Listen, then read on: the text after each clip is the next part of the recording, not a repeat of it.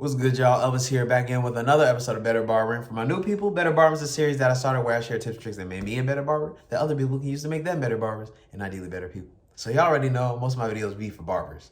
But recently, I've been having a lot of similar situations with clients where I've just been interacting with functionally just traumatized clients. They've been having different stories and circumstances, but the thing that they've had in common was their last barber was doing them dirty. And that's normal, it happens to everybody. But they were being kind of extra about it, but I understand that comes from repeatedly being done dirty by a bunch of barbers. So I decided today I was gonna give 5 tips for clients to get the best haircut possible. Of course, results will vary barber to barber, but I'm talking about here are 5 tips for you to put your best foot forward to get the best haircut possible with the specific barber you go into.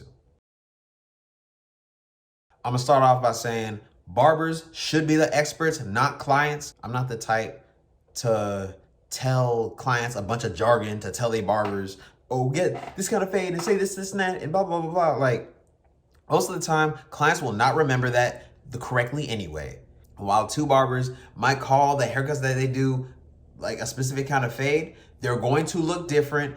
They're going to do their own artistic interpretation of what you're asking for. And so I don't recommend telling clients to go get a Southside fade or whatever, like Texas or Philly haircut, you feel me? Number 1 tip to get the best haircut possible.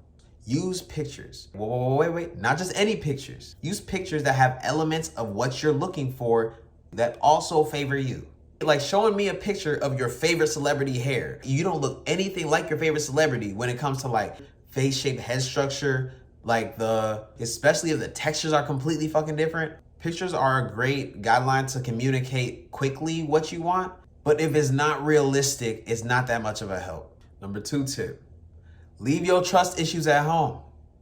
I know whatever happened with your old barber that hit you in your spirit, you know what I'm saying? That hurt your ability to trust. But that don't got shit to do with me. Leave that shit at the crib. I understand if your previous barber pushed your line back and just you telling your barbers, hey man, I'm trying to keep my line here. I'm trying to maintain these corners, blah, blah, blah, blah. Cool. That's fine. That's cool. That's fine. That's understandable. Personally, I think the barber that's for you would already know that, wouldn't need you to press it, but that's besides the point. If you let your barber know and y'all have confirmed that he knows what you want, don't press the issue. You are just gonna get on their nerves. And if you're one of those clients that has to look at everything that's happening in the mirror in real time when you're getting a haircut, you are going to irritate this barber. I guarantee you, if you have not already built some kind of rapport. And the one thing I feel like picky clients don't understand is that we turn your head so we can see your head the best when we're cutting your hair. I turn your head this way and you turn your head this way to look at that mirror, you're fucking up my angles. I got lighting a very specific way. I got the mirror set up in a very specific way. Like, this is all set up for me to do my best work. And you over here trying to sneak glances that don't fucking matter because it's not what's gonna look like at the end. It's just making the process harder to do. And you're making me wanna cut your hair less, personally. Number 3 tip for getting the best haircut possible. Shampoo your hair. And now if your barber does that, whether that's like included in his rate or that's an extra cost, I'd recommend that. But it's nice to be pampered, you feel me? This is a problem I especially dealt with when it came to wavers. Any products you have in your hair make it harder to cut your hair. Even if you just have oil and it's not something that's really gunking on my clippers, the hair does not feed the same way through the blades. It does not move the same way with products in it versus being dry and clean. The cleaner your hair, the cleaner the cut. Clean hair flies off the scalp. Dirty hair or hair with whatever kind of product in it, it clumps together. Not only is it just an easier process of getting your hair cut, the hair just fall off, but it makes your barber's job a lot easier and more efficient because there isn't a bunch of gunk bogging down my clippers. For most people, I'm not pressed about their hair being fresh out the shower, washed. Like, I'll tolerate like a light moisturizer or something. Any clients with pomade or some real thick shit in their hair, we gotta take them to shampoo bowl. And I happen to have a flat rate for like shampoos, so it's not an added price. Just even from the barber side, shampooing your client's hair takes your service up to another notch. Not only because you're actually adding a service onto what you're doing, but the hair's a lot easier to cut, it's a lot easier to manipulate. If you compare shampooing hair to not shampooing hair, I guarantee you will peep that your fades are cleaner. And there's more of a streamlined process to actually cut the hair. Pro tip for the barbers, way easier to clean all your tools and implements when you're only cutting clean hair. Number 4 tip to get your best haircut. Offer constructive criticism. Barbers are art, but it's all commissioned art. It doesn't necessarily matter what the barber wants if it's not what the client wants, or if it's not somewhere in the middle. A hair cutter is a person that cuts your hair. A barber is a hair cutter that builds a relationship with you. And that includes consulting with you to make sure that they can provide a service that is good to their standards, but also provides what the client is looking for. A great haircut is right in that space. While I do see a lot of barbers that I think are lacking as far as their communication when it comes to consulting with their client and trying to really figure out what their client wants, I peeped that a lot of clients don't have the tools to give constructive criticism for real, or they're afraid to give constructive criticism. But it's understandable because, this is a very personal art/business. Artists are sensitive.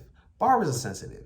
Most of the barbers I know have some type of ego invested in their work. So at the end of that service, somebody was like, man, all this shit wrong. It's like, yo, say that shit again? But if you're coming from the perspective of understanding that this is a commissioned art, that you're an independent contractor, that this is a commissioned service, you understand that the only criteria that matters is the criteria that fits the client's needs.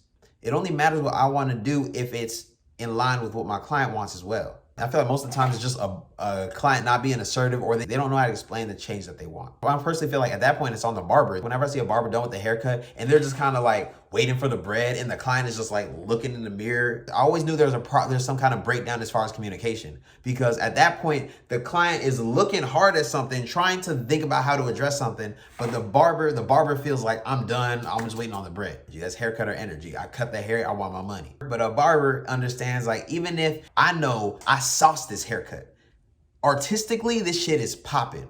The only thing that matters is how my client feels about it. They don't look at haircuts the same way I look at haircuts. They can't appreciate my art in the way that I appreciate my art. They have to appreciate it in the way that they want to appreciate it. And if I can get to a place where I can see through their perspective the things that they value, that's when I'm really hitting on all cylinders as a barber. Because me and my client, we're here. We're partners on this mission.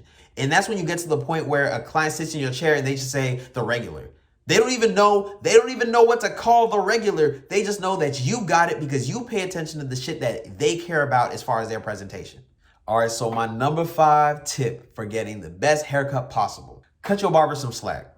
Look, I understand, especially if you've been through like a lineup of barbers that weren't really hitting what you wanted to hit right or whatever as far as your haircut. Pause. You got to understand that even though barbers do the same haircuts over and over again, haircuts are customized for very specific individuals because everybody's head shape's different, people's textures are different, their growth patterns are different. They want their hair to be styled is different.